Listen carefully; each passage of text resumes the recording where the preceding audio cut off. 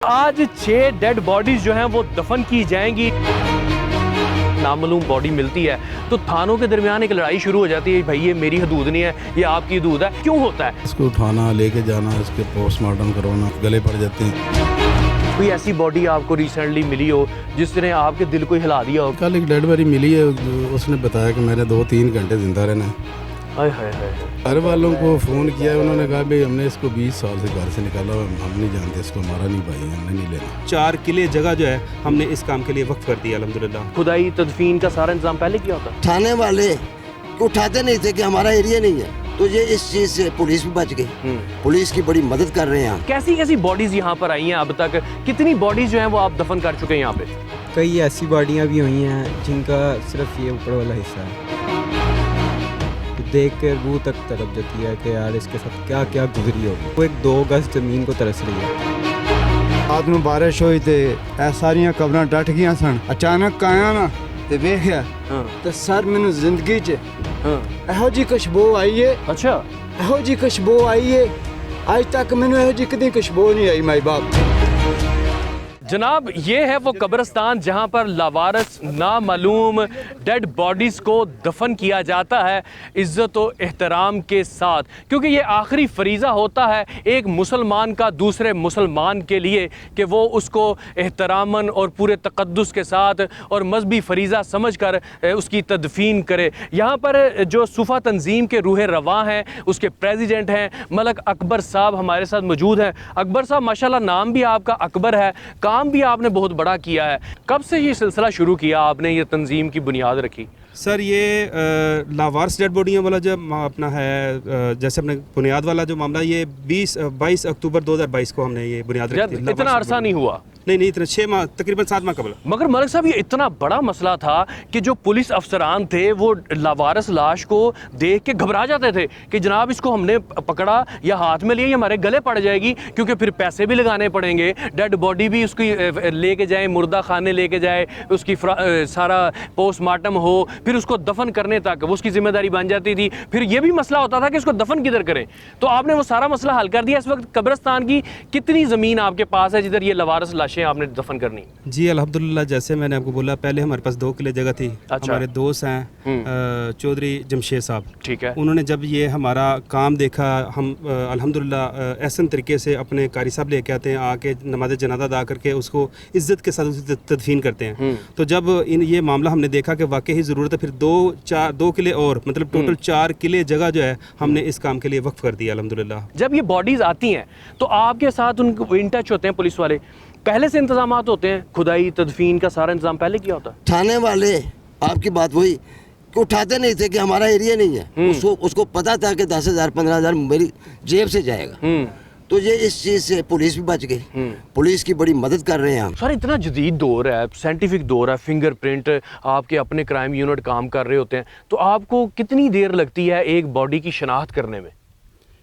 शनाख्त करने में कोई हफ्ता लग जाता है, इधर फिंगरप्रिंट वालों के पास, इधर से नहीं तो फिर वो नादरा को भेज देते हैं, उधर से 1.5 माह लग जाता है, 2 माह लग जाते हैं। जाफर साहब मुझे ये भी बताएं कि ये अब एक बॉडी जो है वो होता ये है कि हम अक्सर सुनते होते थे कि जनाब जो ही कोई लावारिस बॉडी या नामालूम बॉडी मिलती है तो थानों के दरमियान एक लड़ाई शुरू हो जाती है, भाई ये मेरी हदूद नहीं है, ये आपकी हदूद है। ऐसी ये क्यों होता है? पुलिस अफसर जो है वो क्यों कतराता है एक डेड बॉडी को पकड़ने से?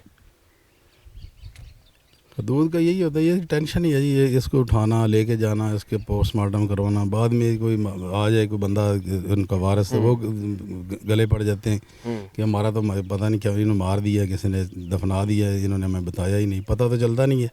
हमें तो पता चले तो खुशी होती है कि किसी का कोई वारिस आ जाए, वो उसको ले जाए। जाफर साहब आप बॉडीज़ कहते हैं कि मुझे मिलती ही रहती हैं, कोई ऐसी बॉडी आपको रिसेंटली मिली हो जिसने आपके दिल को हिला दिया हो कि यार ये क्या, ऐसा कोई वाक़या हुआ है?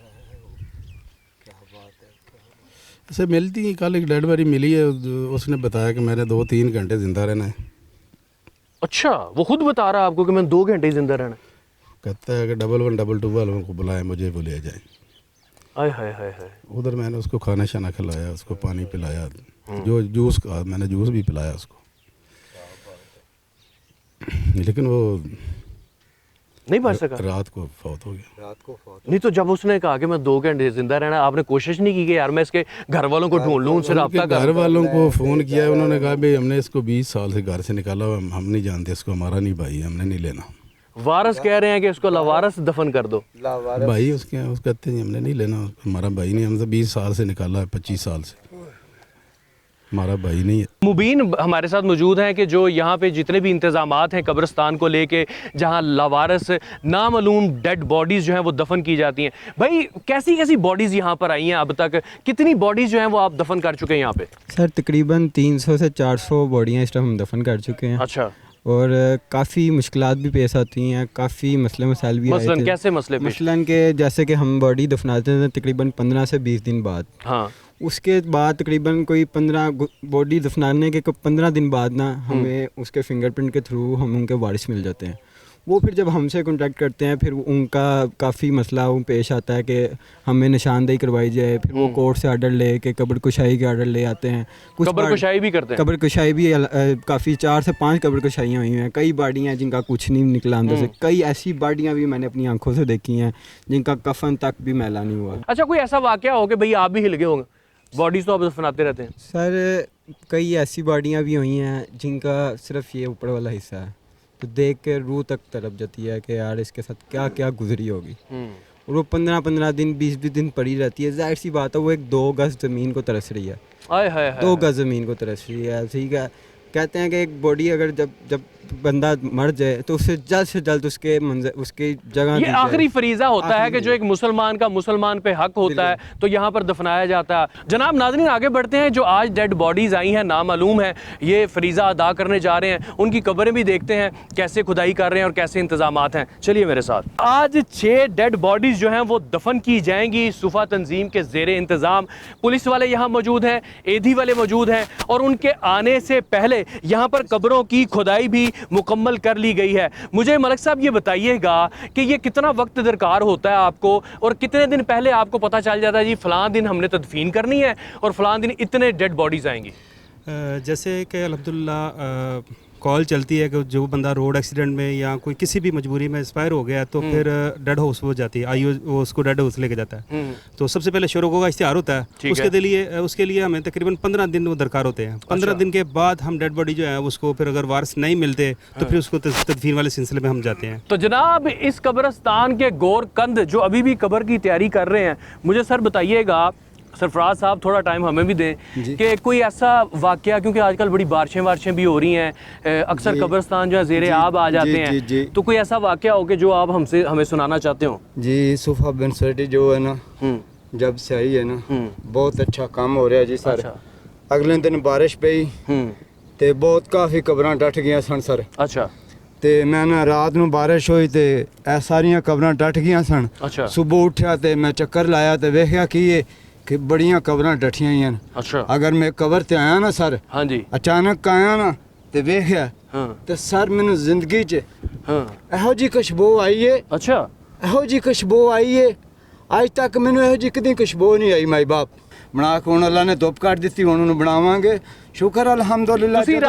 ਤੁਸੀਂ ਰਾਤ ਦਿਨ ਇੱਥੇ ਹੀ ਰਹਿੰਦੇ ਹੋ ਉਹਨਾਂ ਦੀ ਕਬਰਾਂ ਦੀ ਦੇਖਭਾਲ ਵਾਸਤੇ? जी मैं 24 घंटे सारे ऐसे कब्रिस्तान की देखभाल वास्ते इतने मौजूद होना सर। जज़ाक अल्लाह। जनाब यहाँ पर हर बंदा जो है वो इस तंजीम से जो वाबस्ता है सुफ़ा वेलफेयर के साथ, वो अपने अपने फ़राइज़ जो है वो सरंजाम दे रहा है।